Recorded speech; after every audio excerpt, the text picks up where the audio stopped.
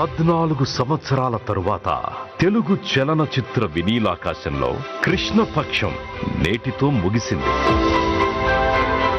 2 తెలుగు రాష్ట్రాలు ఏర్పడిన నేపథ్యంలో సుమారు దశాబ్దం పైచిలుకు కాలంలో ప్రభుత్వం పరంగా తెలుగు చలనచిత్రాలకు బహుమతులందించే సంప్రదాయంలో విరామం ఏర్పడింది. ఈ నేపథ్యంలో తెలంగాణ గద్దర్ ఫిల్మ్ అవార్డ్స్ పేరుతో మాన్య ముఖ్యమంత్రి వర్యులు శ్రీ ఏ రేవంత్ రెడ్డి గారి సారథ్యంలోని తెలంగాణ రాష్ట్ర ప్రభుత్వం మరుగున పడిన సంప్రదాయాన్ని పునరుద్ధరించడం హర్షదాయకం, అభినందనీయం. తెలంగాణ రాష్ట్రంలో కవులకు, కళాకారులకు, సినీ ప్రముఖులకు రాష్ట్ర ప్రభుత్వం తరఫున అధికారికంగా ఇచ్చే అవార్డులకు గద్దర్ అవార్డ్స్ అనే పేరు పెట్టి గద్దరన్నను గౌరవించుకుందామని చెప్పి ఈ వేదిక మీద నుంచి చెప్తున్నా.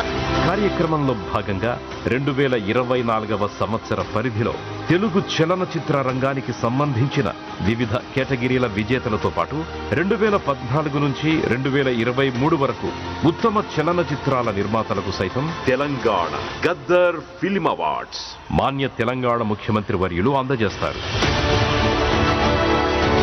ఈ ఆనందోత్సవ సందర్భంగా తెలంగాణ రాష్ట్ర గౌరవ ముఖ్యమంత్రి వర్యులు శ్రీ ఏ రేవంత్ రెడ్డి గారికి, గౌరవ మాన్య ఉప ముఖ్యమంత్రి వర్యులు శ్రీ మల్లు భట్టి విక్రమార్క గారికి, గౌరవ రోడ్లు, భవనాలు మరియు సినిమాటోగ్రఫీ శాఖ మంత్రులు శ్రీ కోమటిరెడ్డి వెంకటరెడ్డి గారికి కృతజ్ఞతలు తెలియజేస్తూ తెలంగాణ చలనచిత్రాభివృద్ధి సంస్థ చైర్మన్, ప్రముఖ నిర్మాత శ్రీ దిల్ రాజు గారి ఆధ్వర్యంలో 14 సంవత్సరాల తరువాత మళ్లీ మన తెలుగు సినిమా పండగ నేడు అంగరంగ వైభవంగా జరుగుతోంది.